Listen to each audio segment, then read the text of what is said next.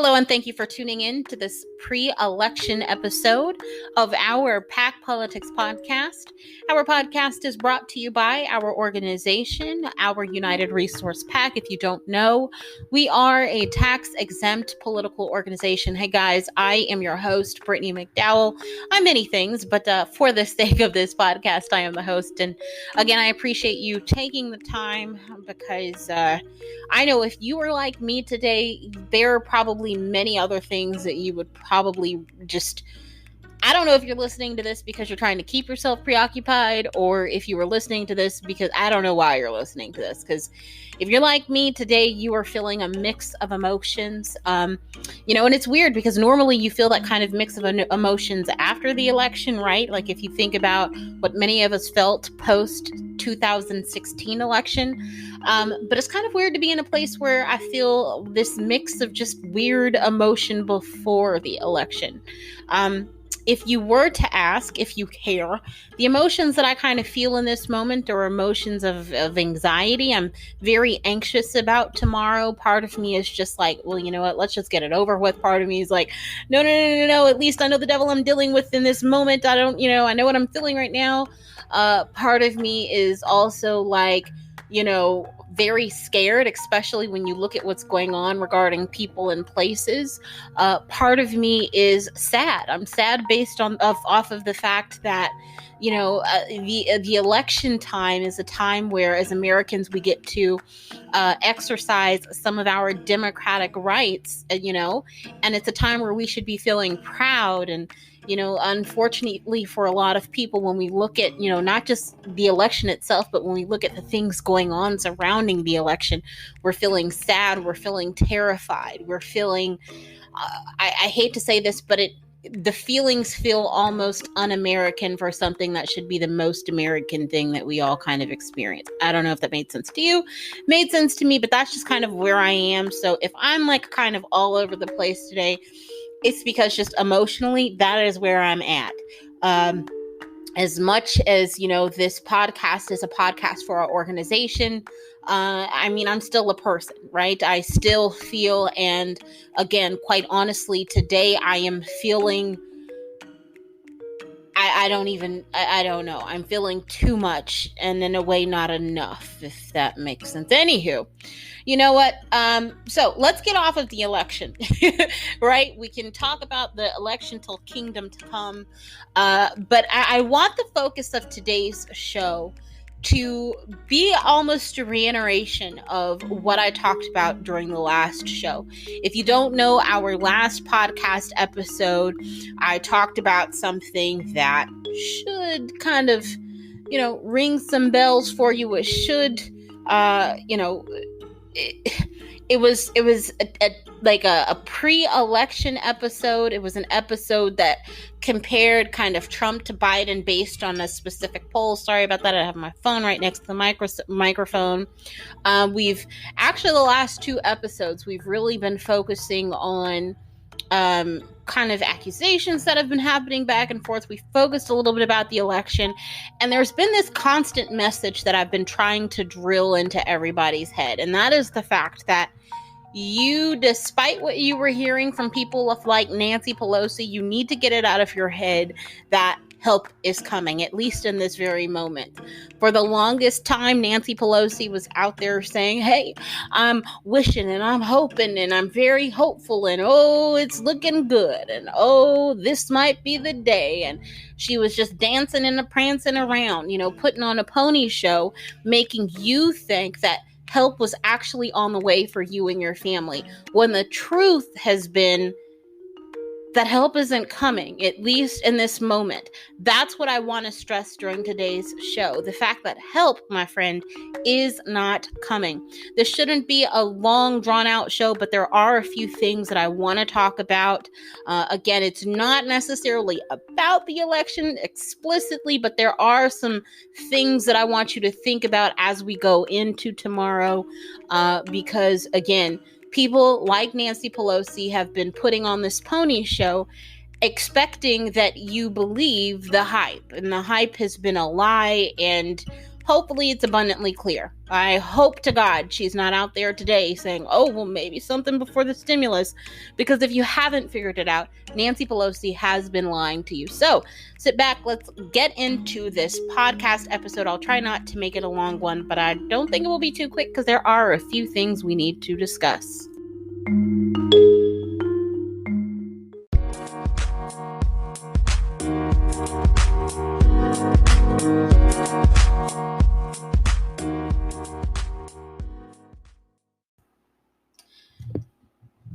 So let's do as I would like to do, which is to speed right past and over the election tomorrow and get right to the day after. Well, ideally, it would be the day after, assuming that we know the results of the election, but it may not be for some time. Whenever that point in time is, whether it's the day after the election, a few days, a week, a month, whatever the case might be, I want to make it clear that immediately after we know the results of the election, no matter who is declared president, no matter who loses or gains a congressional seat, we are going to go immediately into what's referred to as a lame duck session. If you don't know what that is essentially where politicians do kind of like just think about what they've been doing since like March, where they have essentially been doing nothing. They've been putting on like this dog and pony show of prancing around and wishing and hoping and, oh, let's put on a talk and, oh, let's have this secret meeting. And, think about that and where we actually don't see anything as a result of what they are claiming they're doing. This is what we're going to get out of a lame duck session, okay? This is a time where we don't expect our politicians to do anything. So again, regardless of when the election is officially called, I want you to be aware that even if, for instance, Donald Trump remains our president, or even if we see the Senate go from control by Republicans to control of the Democrats, that doesn't mean that anything is going to immediately get done. Okay, we are going to have a period of time which is going to last us till approximately January, mid-late January. Well, not mid-late. We're going to have realistically, even when you look beyond when people actually assume office, things don't like immediately get done day one most often, right? So I want you to keep that in mind, because I want you to, again, understand that just because election day is tomorrow, right? We are not going to see things dramatically change. I want you to expect, as it relates to stimulus, because I know a lot of people are hurting, I want you to expect that you're going to be in a position, even after this lame duck session, it's going to probably be about 3 or so months without there being any stimulus happening. And that 3 months is assuming that Congress is able to get itself together, get something passed, get it done, as I say, get her done, either end of January, early February.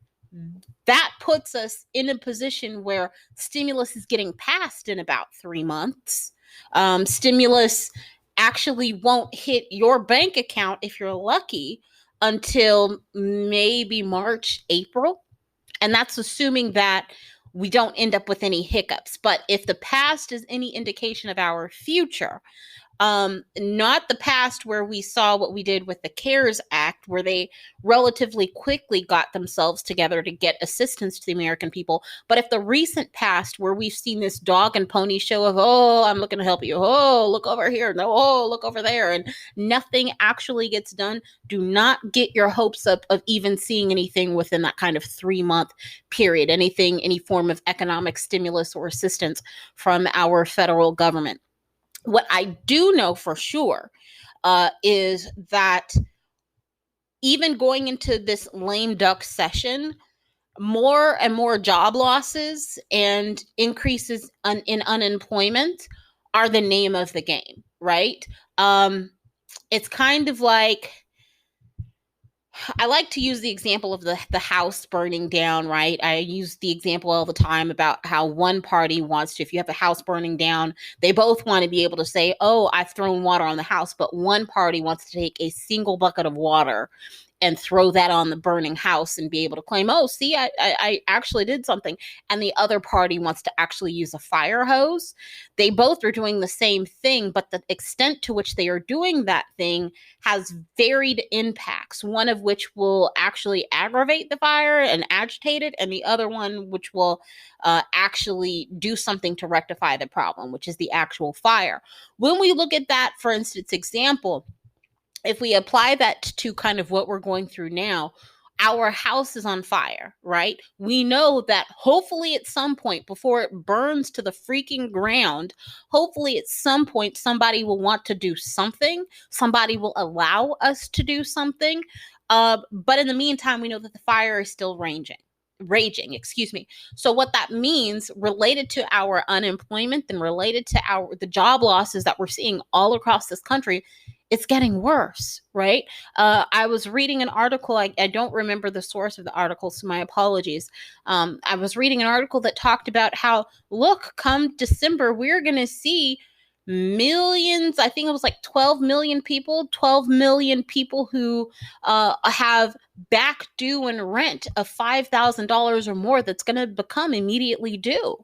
Right? These moratoriums that we've been seeing on rent, this has not been a wipe out of rent. Eventually, the bill is going to have to get paid, and we're seeing that coming due. And I was having a conversation with somebody, and the conversation that we had on this matter was that a lot of people, you had some people who legitimately couldn't afford to make the payment on the rent, but some people made what I refer to as a bad bet.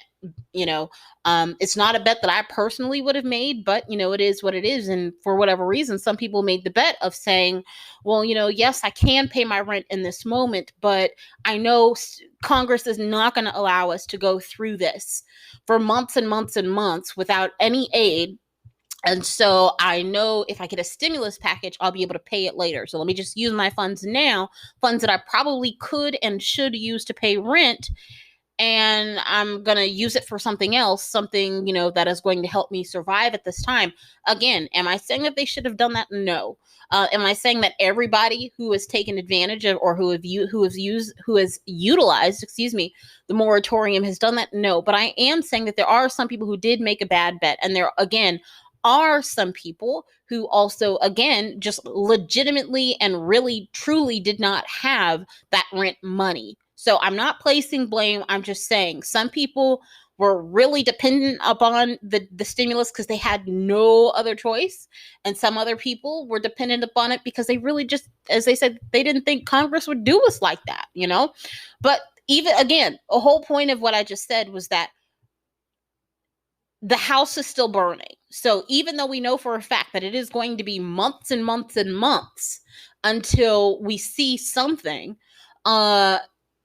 the house is still burning. Unemployment's getting worse. Job losses are continuing to increase. And so we just have to hope that the house doesn't burn down beyond a repairable point in the process. It's unfortunate, but that's where we are. In the words of our president, it is what it is. It's really kind of crazy when you think about it. It's been about 9 months since we saw the first COVID-19 case diagnosed here in the United States. And I want to make it very clear. Yes, the election is tomorrow, and how I talked about how we're heading into a lame duck session immediately after we have the election results. I want you to have something very, very, very, very clear. Congress did not give a damn the last, 6 or so of these 9 months.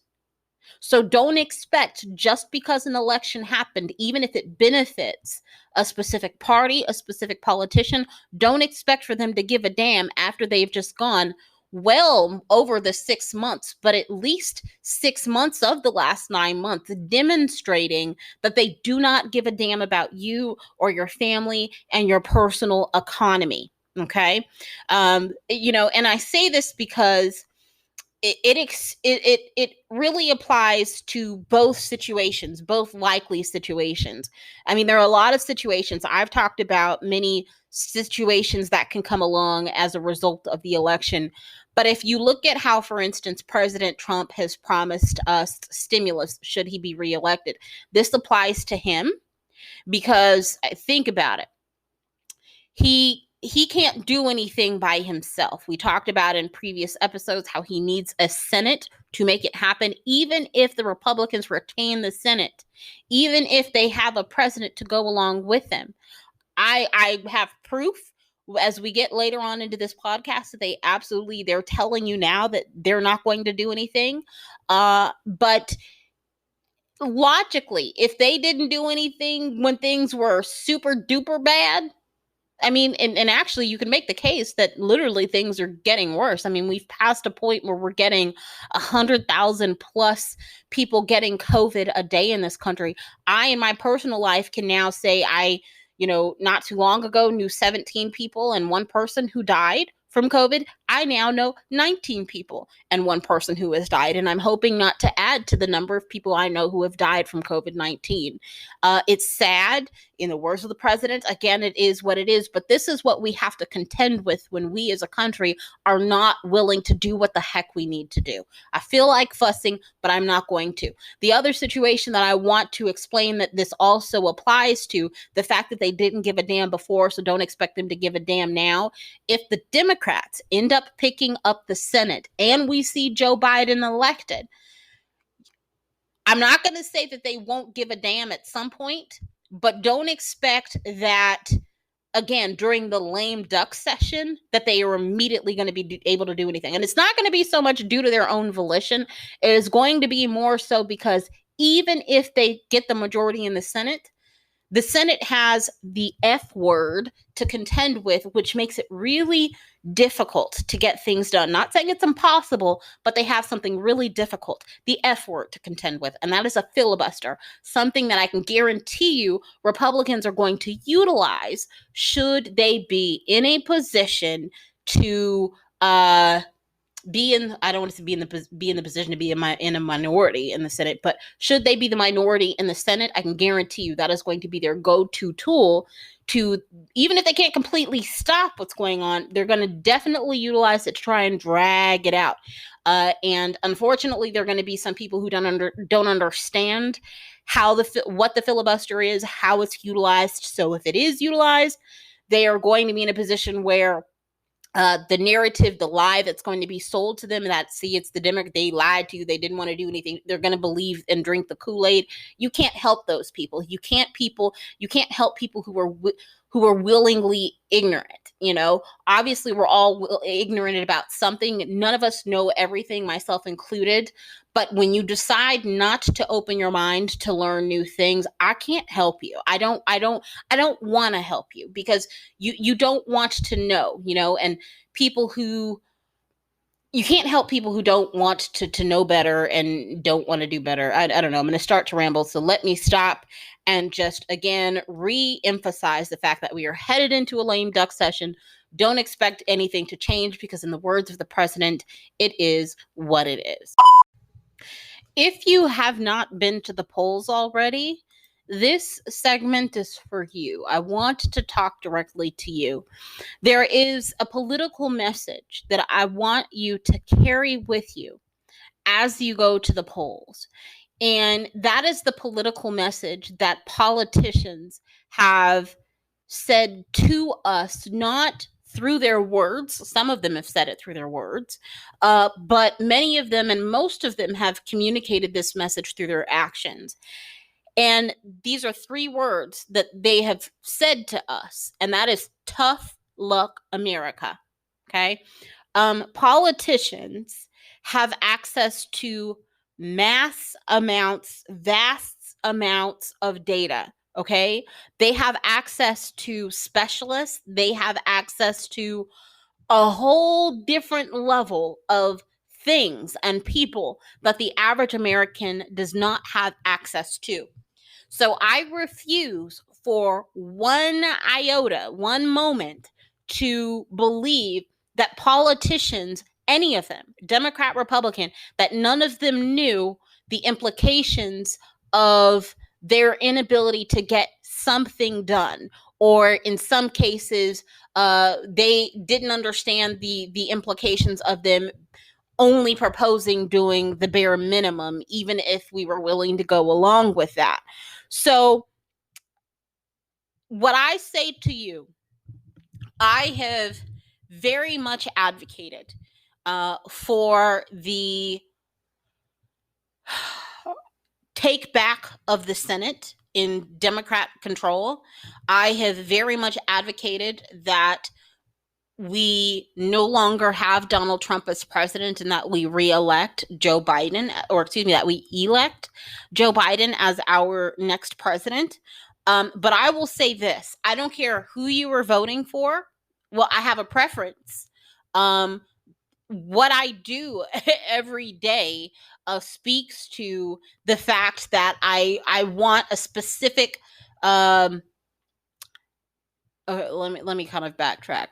It's not that I want a specific party, because I have no allegiance to party. Our organization is not in any way, shape, or form affiliated with party. It's just on the issue of COVID-19 economic stimulus and relief. Certain people have shown us that they are more willing to benefit, or that they are of more benefit. They will provide more value to most Americans, right? Rather than just kind of that subset of, your wealthy political elite. But no matter, honestly, and I'm being very, very honest. No, let me not say I don't care who you're going to vote for, because I do. But I will say whoever you decide to vote for, make sure you vote and you go to the polls being willing to hold somebody accountable. Because politicians are counting on you not holding anybody accountable. They are counting on you not holding people accountable by not voting. They are counting on you not holding people accountable by just being willing to fall and toe the party line if you've been affiliated with a political party your entire life, or they count on you not holding anybody accountable by, as part of towing the party line, saying, you know what, I care about this specific social issue. Again, using myself as an example, I say it all the time. I close my eyes at night and I see Nancy Pelosi somewhere on a corner in San Francisco performing drive-through abortions herself and handing out checks to illegal aliens. I see it. I know somewhere in my heart of hearts that is what Nancy Pelosi does. But I will tell you what, as wrong as I believe that she is on those issues, I understand that our country is in a moment of crisis. And as much as I literally hate abortion, as much as I literally think that people are killing children when they are having abortion, on the issue of COVID-19, Nancy is right. And in the words of the president, it is what it is. And so because of that, I have to hold who I believe to be accountable on the issue of COVID-19 economic stimulus and relief, even if it means that I have to favor people that I probably would not otherwise favor, right? Now, if you have some deep-seated, I can't, certain beliefs I can't go against, I'll again, getting real personal. Again, I say all the time, I am a Christian woman, right? I believe Jesus Christ, he is my Lord and Savior. Hey, you believe what you want to believe, but that's what I believe, and I will go to the grave being willing to be persecuted for that. Hate me if you want to, but I know where my hope lies, and it is not in any of you, it is in Jesus Christ. But that said, as much as I also believe that abortion is wrong, right? I don't plan to vote solely based on that issue. Does that mean that just because let's again have a moment of honesty. I know that Joe Biden, he supports abortion. He believes in what I see is killing children, right? Is my vote for him a what's the word I'm looking for? Does that mean that I accept and agree with the fact that he wants to have women all across the country killing their children? No, right? But does that also mean that because I believe he's okay with that, that he is wrong automatically on every other issue? No. What it's about, and here's the problem. Here's the problem, and I'll use our organization. Our organization used to focus on various social issues. And if you notice, right, certain social issues have become synonymous with specific political parties. Okay, you look at LGBTQ LMNOP rights, you look at abortion, you look at fiscal conservatism, which if you investigate that, that's a fraud in and of itself, because I can guarantee you, while they haven't been really fiscally conservative the last 4 years, trust and believe, as soon as we roll into November 4th, oh, the lights are going to come on for how much they need to save money, right? When they have not been doing that the last 4 years. But anywho, so, all of these social issues have become synonymous with specific political parties. And this is where they get you, okay? I'm not telling you to change your values and change your beliefs. But what I am telling you to do is that you need to recognize that if you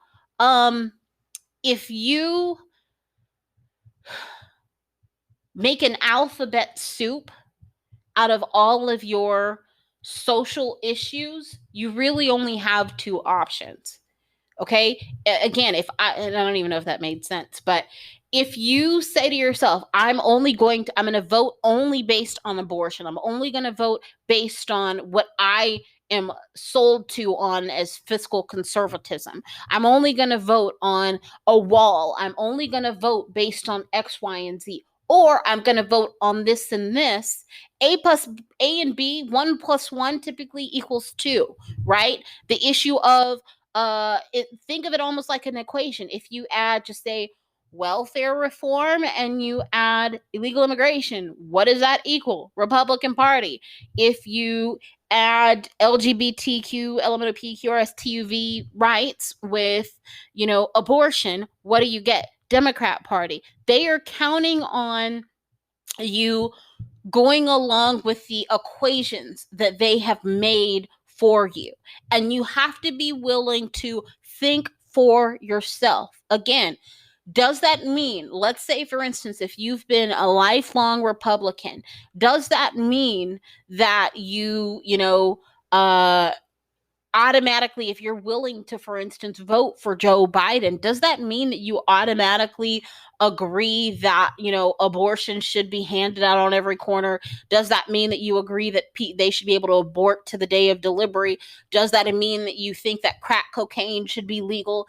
Does that mean that you think that 5-year-olds can decide to be transgender? Does that mean that you think that a man in a dress should be able to use the bathroom with your daughter? No, it doesn't mean any of that. It doesn't mean that you agree to that.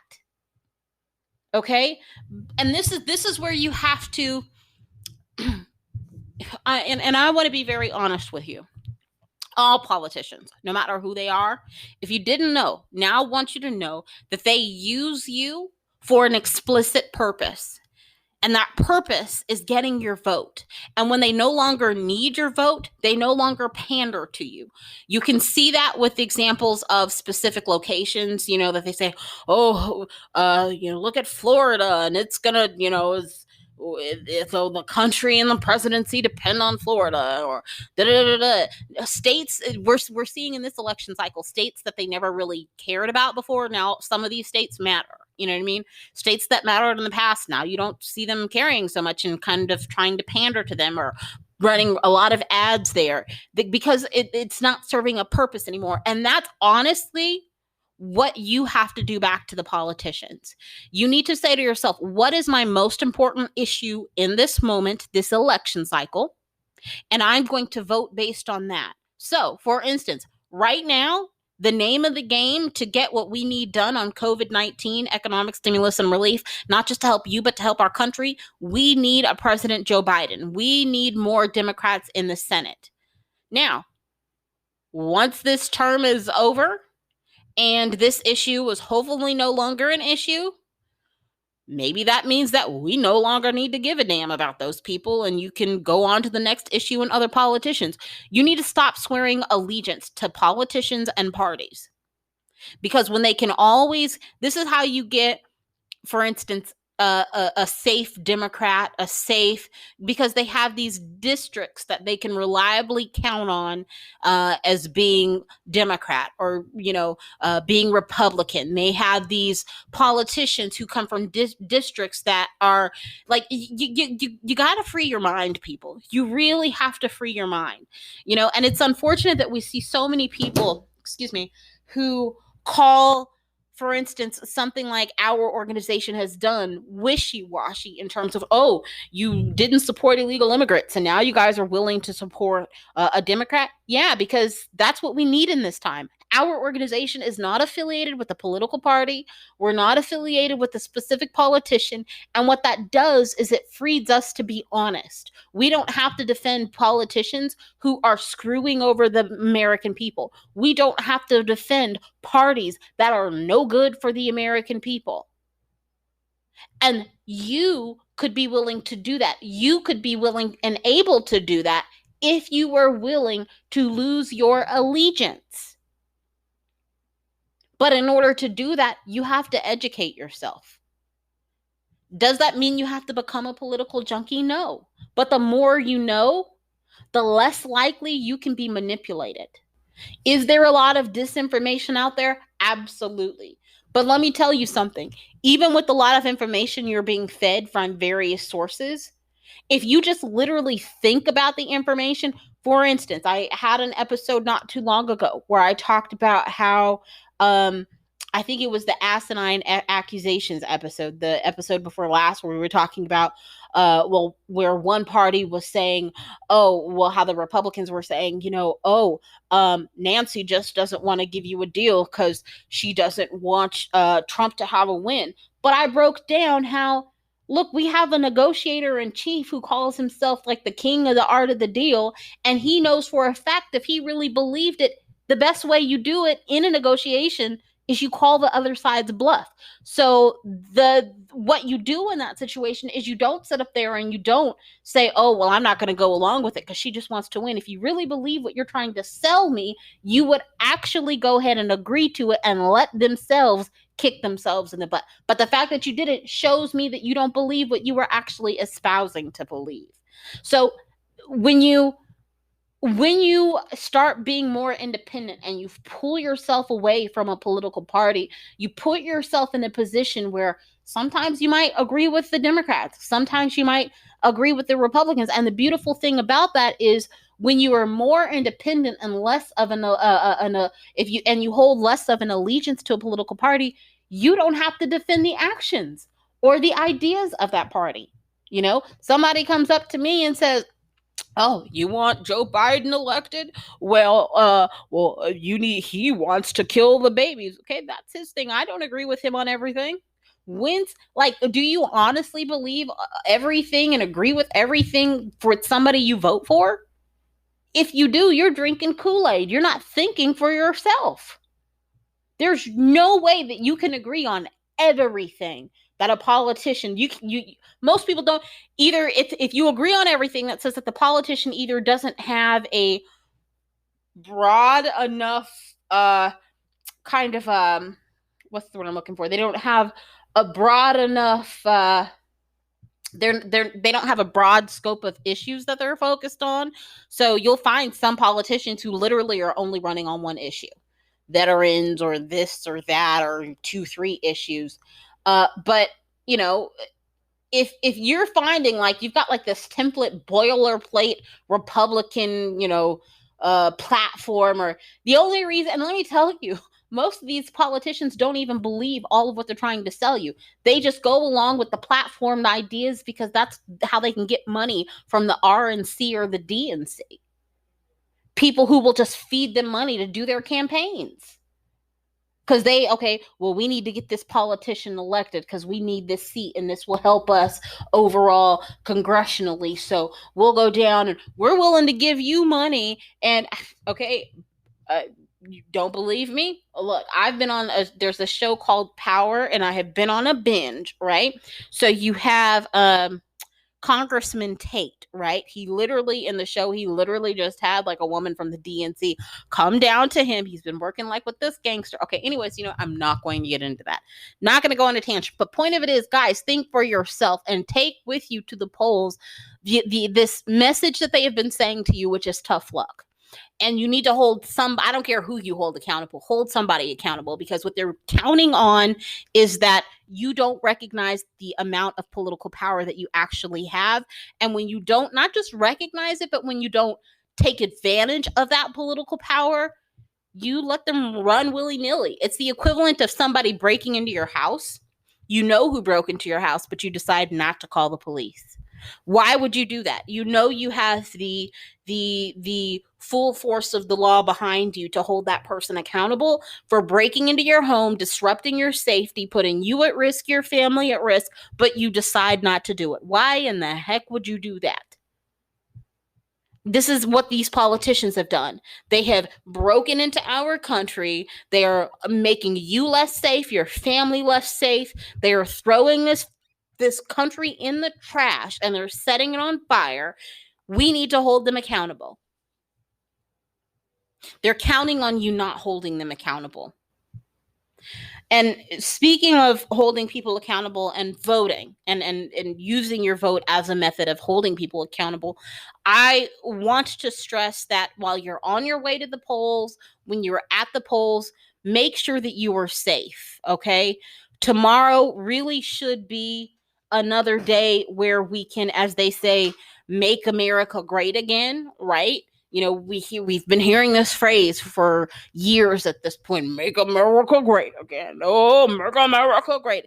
But really, really and truly, tomorrow, no matter who ends up in what position tomorrow, this is individually our individual attempts to do what we can as individuals to make America great again, right?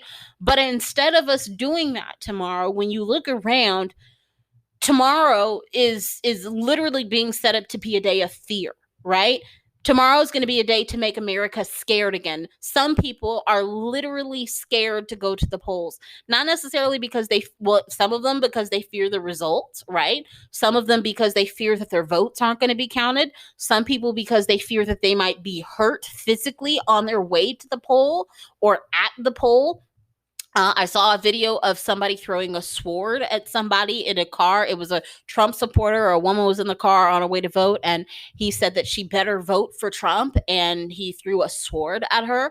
We've all hopefully or probably seen that video of the gang of thugs that are the Trump supporters who were in cars. And I'm not saying that they're Trump supporters, that they're thugs just because they're Trump supporters. I'm saying that their actions were thug behavior, right? We have no problem calling looters and rioters who demonstrate horrible and deplorable behavior thugs. I have no problem in calling people who demonstrate this deplorable behavior thugs. These people were thugs when they went and they tried to ram the Biden camp, the Biden-Harris bus, and run it off the road. That was thug behavior, right?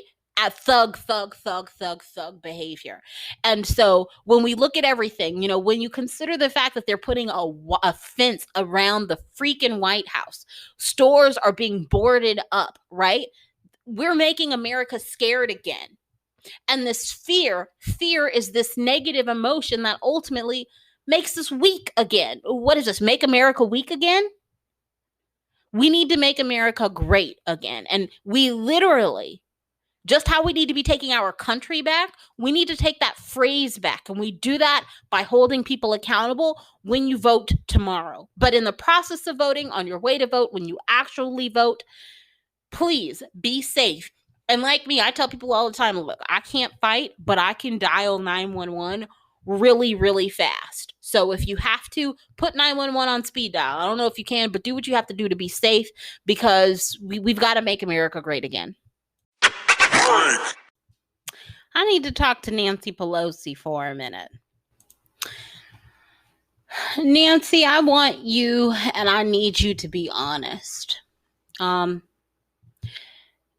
we have been seeing Nancy be the arbiter of hope. She has been our twinkle, twinkle, little star on a shining hill, right? Who made me wonder where we are, right? Like, we've been in happy la la land just listening to Nancy. Oh, any day now. Oh, stimulus is coming. I'm feeling very hopeful, very optimistic. Da, da, da, da. Oh, I can see it coming before the election, right? She said, and like, this literally boggles my mind. Nancy Pelosi even recently said that she would like to get a deal done during the lame duck session. Now, I want to make it very clear. She didn't say that she hopes. She didn't say that she wishes. She says she would like, which is basically the same as hoping and wishing. So if you think that, if you heard her say that, if you read that quote and you thought, oh, well, maybe there's hope. No, this is saying she would like to. This doesn't, look, when it comes to statistics, right? There's something called probability and there's something called possibility. It's possible that a purple elephant, because anything is possible, it's possible that a purple elephant could walk through this door, but it's not very probable, right? It's possible that a plane could just fall out of the sky. It's very possible, but it's not very probable given the statistics around that actual event. Same can be said for a deal getting done during the lame duck session. Is it possible? Absolutely sure. Yeah. Why not have at it cost, right? People can have this come to Jesus moment where they say, you know what? Absolutely. I have done wrong by the American people and I'm willing to get my crap together and I've got to do better because I've been charged with this responsibility of, protecting the interests of my constituents and yada, yada, yada. But is that really probable? No, hell no, right? Like, we all know, and Nancy knows too, right? It's not going to happen. When you look at, historically what happens during lame duck sessions, nothing happens. And the best indicator of the past, or excuse me, of the future is the past. Nancy has been full of hope, and that's great. But I want you to know that she's been selling Americans a pipe dream, right? We are not going to get stimulus. We didn't get stimulus before the election, and we most certainly are not going to get one during the lame duck session. I've spelled out in the past the reasons for that. I'm not going to do that. I don't have the energy to do it. But I want to say this. Nancy Pelosi is not a stupid woman, right? As much as I disagree with her on many, many, many things, I would be absolutely out of my mind to think that I was dealing with a stupid woman. She would not have attained her level of political power and influence as a House representative if she were a stupid woman. So I will never even attempt to call her a stupid woman. But I want to make it clear that in saying that, I'm not like pandering to her and like, oh, I love you, Nancy. No, because I don't, right? I just want to say that to preface this. Nancy Pelosi didn't sell us on hope and change and things getting done because she really thought that it was happen. She saw the benefit in selling hope, right? In selling hope, she was able to keep people from burning down the proverbial house. She was able to keep the level of protesting down to a minimum. She was able to keep Americans thinking that they didn't need to get out there and protest and break more buildings and loot and do all. She was able to kind of stave that off, which actually worked not just to her benefit, but actually it benefited the president, if you're honest about it. Because had that happened under his watch, whoa, buddy, right? So she knew that, hey, I know that this isn't coming, but if I sell people on hope and change, there are things to be benefited from it. And I've said it before and I'll say it again. Hope and change were the name of the game in 2008, but it does not work. It has not worked. It is not an effective strategy for 2020. And as much as I have said that, she knew that. She absolutely knew that because, again, Nancy Pelosi is not, nor has she ever been, a stupid woman.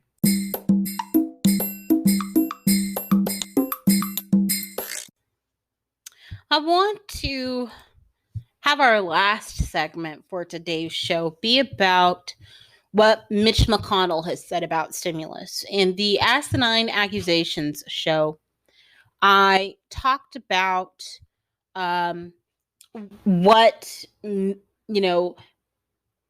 what Republicans, specifically Mitch McConnell and Trump, have accused Nancy Pelosi of, and I kind of debunked that. But I want to, as we go into Election Day tomorrow, the last thing that I really want to talk about again is Mitch McConnell and what we can expect regarding stimulus, because as much as I would like for Democrats to assume the majority in the Senate, it is looking like Republicans, more likely than not, are going to retain control of the Senate. And that's important because the leader over there is Mitch McConnell. So we kind of need to know and be aware of where his head is at.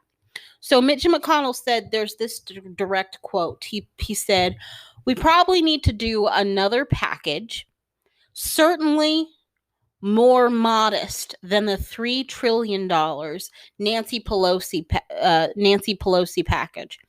I think that'll be something we'll need to do right at the beginning of the year."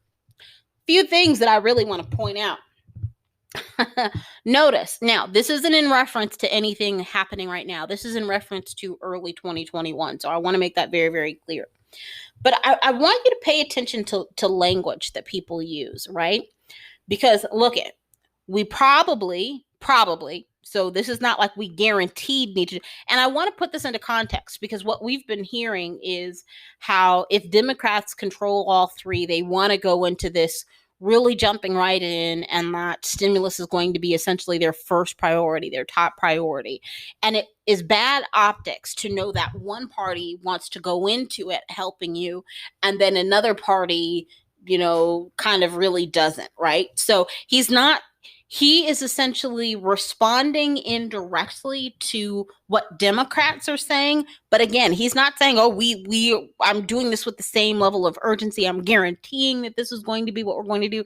He said, we probably need to do another package. Certainly, here's the keywords, 2 keywords, more modest than the $3 trillion. I can tell you why he used that phrase, more modest than the $3 trillion, okay? Right now, the talk of the town is with the Democrats that what they have proposed in the past is going to be inadequate, and they're actually going to have to propose a bigger stimulus package because of the fact that, like I mentioned earlier, unemployment has gotten worse, job loss has gotten worse. So we're going to need more money because more damage has been done since the original proposal, since the original passage of the bill in the House. And so that said, if you look at really what Mitch McConnell does, what he's done in this quote, he wants, if you just kind of hear it very quickly, more modest. He's using language to manipulate your feelings and your thoughts. Most people are going to hear more and they think, oh, he's going to want to do more. But notice he said more modest, right? So that's actually not an increase in something, that's actually a decrease in something. And that's important because he's counting on the fact that you just hear more and then you kind of ignore the word that comes right after it, which is modest. But I want you to pay attention what the actual theme is with Republicans. And the theme, when you hear words like more modest, more conservative, more targeted, more makes you think bigger and better. Like, oh, they actually want to help. They actually want to do more. But actually what they're doing is they want to be more restrictive, right? If they actually phrased it in a way that would actually give you negative emotion, the reason that he phrases it like that, because more modest has less of a negative connotation than less helpful or less than, or right. It's all about the language that they use, and that's important because I've said time and time again that the politicians, everything is about perception, right? One way that they influence perception is by what you see, but the most often used way with politicians that they influence your perception of things is by what you hear, even when what you see is something completely different, right? Look, We even hear or we have heard from Mitch McConnell that let's say that there's a hypothetical situation where the Republicans retain the presidency and they retain control of the Senate and nothing changes about the current makeup. Again, Dems in the House, Republicans holding the Senate, and Donald Trump remaining president. He even is at odds with what the president has said. The president said he's going to give us the biggest, baddest, bestest stimulus package ever. But Mitch McConnell says, look, and this is a direct quote, judges will come first. Judges will come first, not stimulus, not aid for cities and states, not educational aid, not testing aid. No, judges. Judges come first. While our country is burning down, we need judges. I guess we need judges to resolve the issues from all the burnt assets across the country, right? So, look, it's impossible to predict the future. I will give you that. So, anybody who is telling you, even when you look at pollsters, that this is exactly what's going to happen, nobody knows. Now, obviously, can data be useful? Absolutely, absolutely. But point blank, period, nobody can call things exactly, right? Nobody can guarantee. I mean, unless there's a mayor prophet or a psychic or something of the sort, they cannot, right? They can't predict the future. But what we can do is we can learn a lot from the past. And again, I mentioned when I talked about how Mitch McConnell says that judges are going to come first. President Trump said that we need to reelect him. And if we reelect him, he's going to give us the biggest, bestest, greatest stimulus package we've ever seen. But he lied about that because he's going to need the Senate to do it. And the Senate leader has not just in the past demonstrated an unwillingness to prioritize economic stimulus for our country, but he has blatantly stated that that's not going to be a priority for him going forward.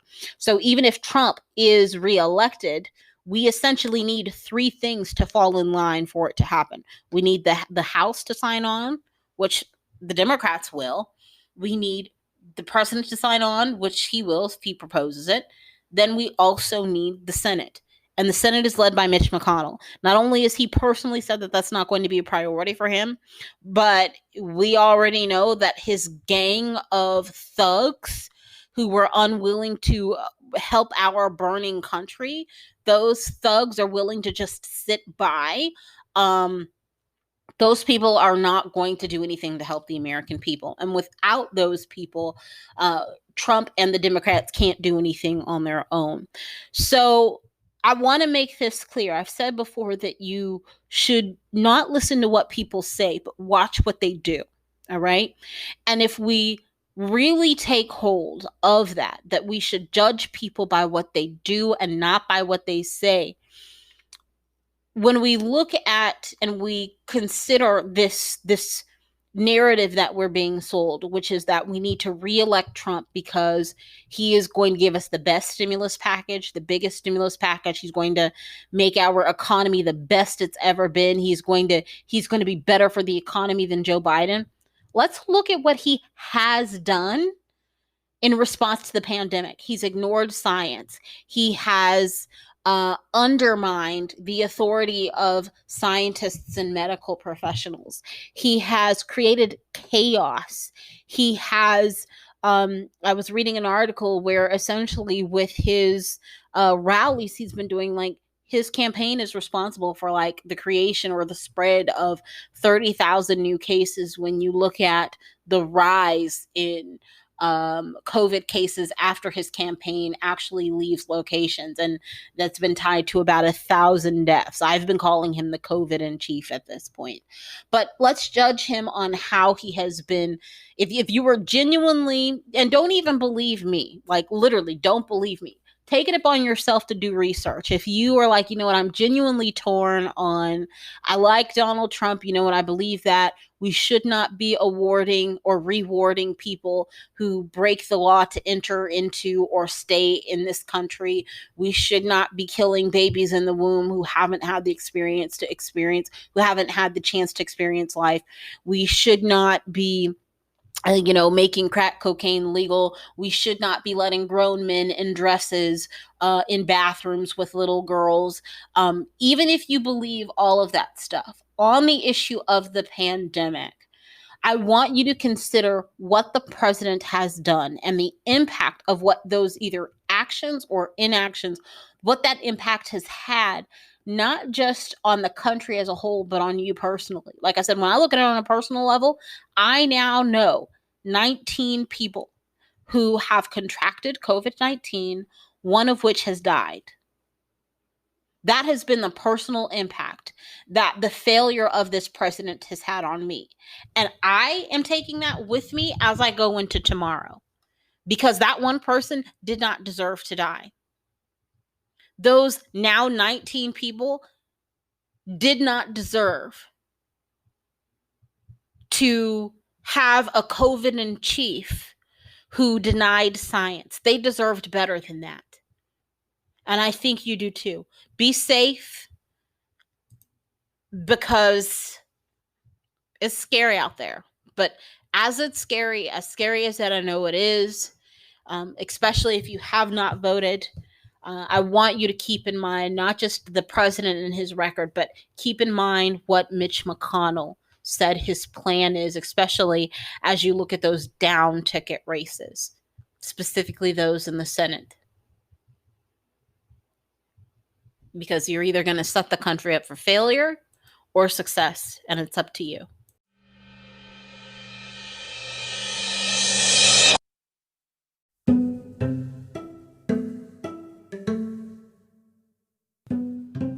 It's fall, and you know what that means, right? You can find us on Facebook. No, I know that fall and Facebook have nothing to do with each other, but they both start with the letter F. So, according to my logic, perfect time to tell you about finding us on Facebook since it is fall. Isn't that exceptional logic? By my point of view, it is. Anywho, in the description box below, you'll find a link to our Facebook page. Check us out. If you like us, like our page, we'll be more than glad to have you. Again, find us on Facebook. Look in the description box below for the link.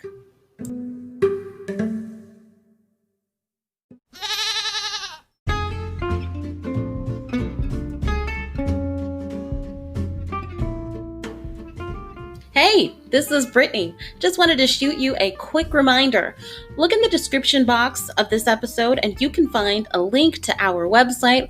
On our website, you can find our latest blog posts. You can find our contact information. You even want to make a contribution, you can go over there and do that as well. You can find out the policies we are looking at and targeting as an organization. You know, I say all the time that we are a tax-exempt political organization. If you want to know more about that, again, go on over to our website, our-pack.com, where you can find out everything you want to know. You can do everything you want to do. We will gladly welcome you on our website with open arms. Again, check out our website in the description box below.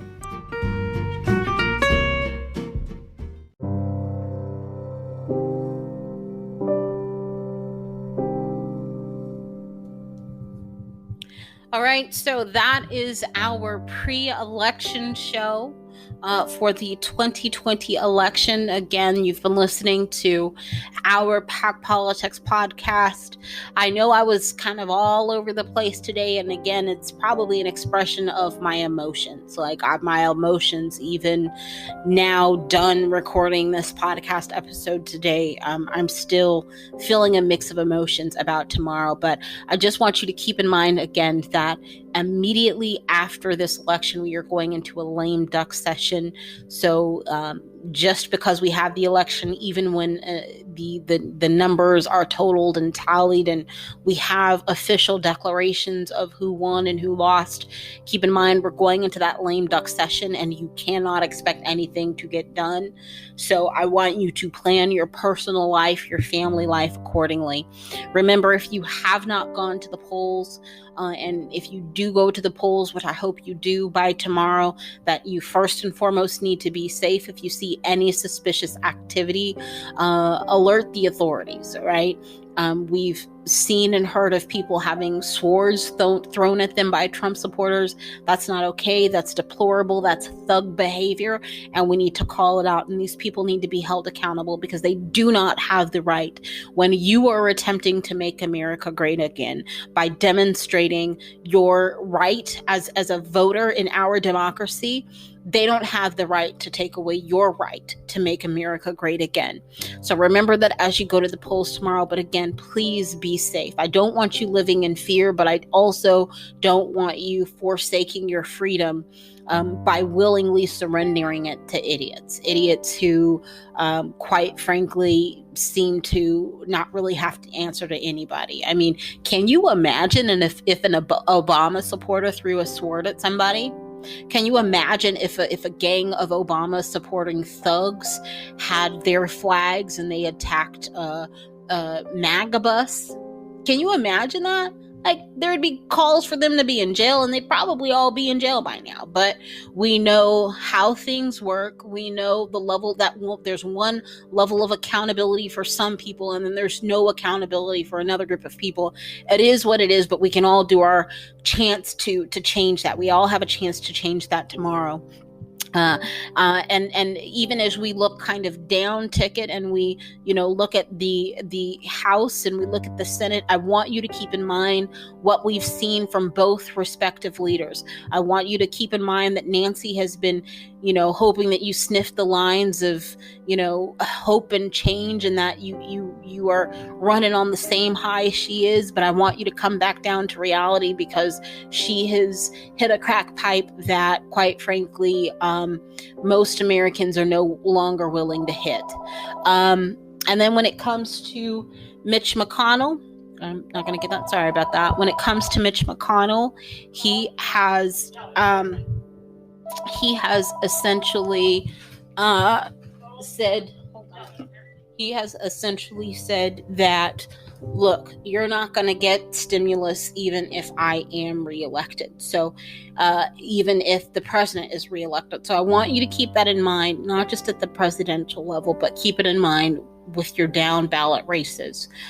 Even if you're not dealing with or voting for people whose names have been in the limelight, keep in mind that they all hold something very near and dear to each of us, which is a vote, and their votes, like your vote, impacts our lives. So if you are voting for someone just simply based on, they agree with me on abortion or whatever, or this, that, or the other, but they have either said or they have demonstrated that they don't care to help you and your family in your time of need while we're dealing with COVID-19, don't be surprised if they continue with more of the same should they be reelected. And you can't blame anybody but yourself if you vote for him, right? And honestly, I don't feel sorry for you because you voted for it.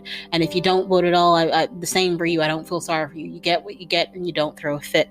But please be safe tomorrow. If you haven't gone to vote and you do go to vote, be safe. Not just in looking at your surroundings, but wear your masks, wear gloves, especially if you're touching other items that other people have touched. Take some hand sanitizer. Look, I walk around wearing goggles now, so maybe you want to get you some and wear them. If you have a hazmat suit, now is the perfect time to pull it out. So we will have our post-election episode on Wednesday. Again, be safe. Have a great day. And again, you've been listening to our PAG Politics podcast. I will see you on Wednesday.